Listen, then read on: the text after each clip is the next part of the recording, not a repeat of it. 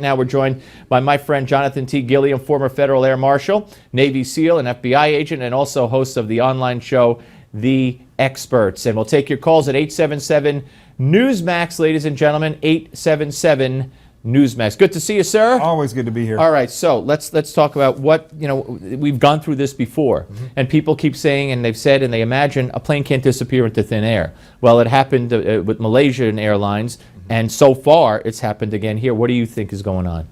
Well, they don't disappear into thin air. They're usually blown out of the air and then they into the water where we can't find them. I think in this situation, we can start with the basics of this investigation that we do have. We do know that it left from France. We know that it was going to Egypt. We know that it had 3 air marshals on board. So if you look at those three things, why would it have 3 air marshals on board? So that's what I'm getting at.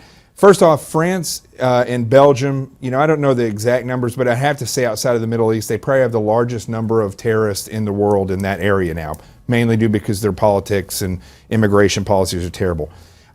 Egypt is, we've already seen one plane that was taken down recently, a Russian plane where I don't remember how many people were killed, but with a bomb that was made out of a Coke can. So those two things, that's your first piece of the puzzle. Secondly, we don't put air marshals on planes where there's not a potential threat. So, if a plane is flying from Arkansas to Memphis, probably not going to be an air marshal on that plane. Maybe not. But if something's flying from, Boston to Florida, there's a good chance you might have an air marshal on there. Because we have to look at this. In the United States alone, there's 30,000 domestic flights a day. So that's the way it is around the world. That's how many flights we have when you look at the whole world. For them to put 3 air marshals on that plane tells me that there's a heightened threat there. And then when you look at the 2 locations, I think it's pretty safe to say. And we're not talking about U.S. air marshals. We're talking about the Egyptian air marshals, I guess, or the French air marshal. Which air marshals would be on that plane? It's an Egyptian airline, so I'm thinking it would be Egyptian. Okay, all right, so Egyptian. These false reports. Right before I went to bed last night at like 2:30 in the morning, the breaking news was, there was a distress call. And then I woke up this morning, no, there was no distress call. Then debris has been found in the ocean and it's from the plane. No, it's not from the plane. I mean, this happens all so frequently. But we've never, am I wrong? Am I forgetting? We've never found a trace of the Malaysian plane, did we? No, I think that was I wouldn't say a completely different circumstance. My theory on that was that, and nobody else has really said this, but I think the guy tried to take the plane over. The plane flew over Malaysia. They followed it and they shot it down, or they shot the plane and it continued to fly without a crew. So do you agree that this is most likely terrorism? I would say most likely. So A, why have we not heard a claim of responsibility bragging about it? And B, wouldn't they want to fly it into something? Why do they wait until they're over the ocean and blow it to bits and it disappears? That doesn't seem like good terrorist tactic.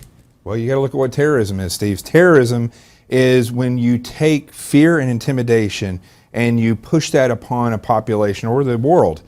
You don't have to claim the attack. You don't have to do it where it happens over land where people can see it. You make a plane disappear. Look, everybody's freaked out about this. All the news is talking about it. But if I did it and I'm a terrorist, wouldn't I want the world to know I did it? Not necessarily, because what you're doing is you're pushing that fear and intimidation forward so that you can cause a political change. And this is causing people to... The unknown might be worse, right? Everybody's already afraid of Islam. They're just not saying it. They try to, the administration tries to say Boko Haram or Al-Qaeda or ISIS. The reality is it's fundamental Islam, and they know that people are fearing that, and they like that. My buddy Wayne, a best friend in the world who runs VFT Solutions, tweeted out a story from a year ago, which I think you and I might have talked about at the time.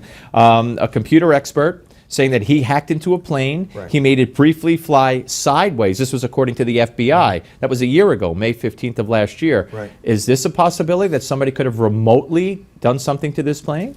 Where the plane went down, I would say it probably wouldn't have been from outside. I don't know if they have internet on that plane or if I'm not a computer expert, but if somebody was on the plane, that's possible. I would say more likely than not, they probably placed an explosive somewhere in an area that was able to knock out the I think, triple redundancy flight controls. That is amazing. All right, let's get to the phones, folks.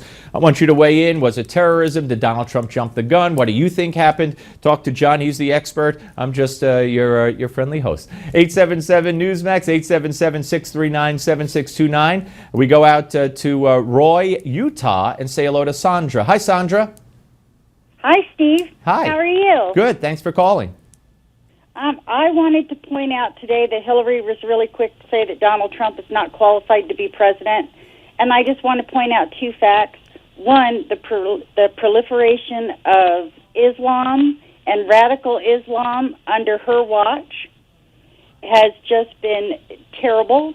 And then number two, I also want to point out that she was not able to testify for Benghazi until January of 2013 because she had a traumatic brain injury.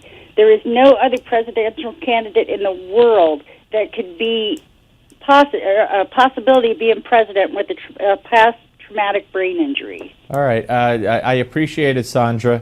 Thank you very much. Let me ask you that. I mean, if this turns out to be terror, if we get a claim of responsibility or the experts find wreckage and it's a bomb, etc., does that, and I hate to get political on something like this, people lost their lives, however, does that then help Donald Trump? And along the lines of what Sandra said, that this administration, of which she was a big part, and to this day, she says Muslims have nothing to do with terrorism. Does that help Trump, hurt her? I think it helps Trump. I don't think you can separate terrorism from politics, just like you can't separate Islam from discussions of theology. So the fact is, what the same people that are planning our security procedures are the same people that are trying to downplay anything that ever occurs in this country or around the world. The fact is they are inexperienced, incompetent, they are not subject matter experts, and they don't look for people like myself who have experience as an attacker to tell them where these things can happen. And that's not what Clinton is about. That is what Trump is about. So that's an important thing for people to realize, is that all these things that we're seeing, these tragedies, are a result of bad politics. Yeah, absolutely. All right. Lack of leadership. Back to the phones. Rick is in Buckeye, Arizona at 877-NEWSMAX. Hi, Rick. Hi, how are you doing, Steve? Good, sir. Thank you.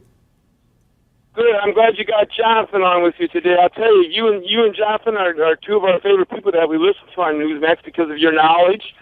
And I'll tell you this thing with how the media is going after Trump again because of what he tweeted out today. Shouldn't most Americans feel it like this? I know you do, Steve. I believe Jonathan's the same way, that, shouldn't, as Americans, we should all feel this way because what the terrorists are doing to us. I just get upset when you see this liberal media, how they twist everything, Well, not only that, Rick, Trump turned out to be right, at least when it comes to what the U.S. officials believe off the record, that it was terrorism and that it was a bomb. So he was right. Yes, absolutely. And but I'll tell you, Steve, we've just enjoyed your show. We've tuned in. We found you folks about 2 months ago, and you're the best thing on TV as far as news. Thank you. You're the most honest. Thank you so much. I really appreciate that, Rick. Really do. Is Rick still on there? I'd like to ask him something. Yeah, go ahead, Rick. Jonathan has a question for you. So, Rick, one of the things you just brought up about Trump is the fact that, he says what we want to hear. He says what the people think, right? And he tweeted out what everybody is thinking. Right. I may be a subject matter expert, but I would say by and large, people around the world are becoming really experts at determining very quickly there's something fishy here. Right. Trump does it. I'm not sure. Do you feel that, Rick? Is that what you feel? Yes, I sure do.